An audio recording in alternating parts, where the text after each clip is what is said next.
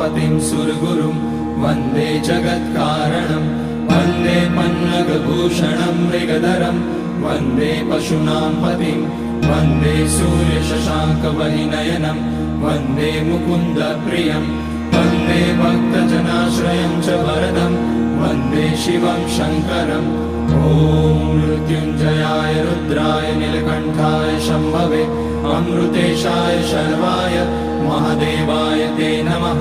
नमस्तेऽस्तु भगवन् विश्वेश्वराय महादेवाय त्र्यम्बकाय त्रिपुरान्तकाय त्रिकाग्निकालाय कालाग्निरुद्राय नीलकण्ठाय मृत्युञ्जयाय सर्वेश्वराय सदाशिवाय श्रीमान् महादेवाय नमः।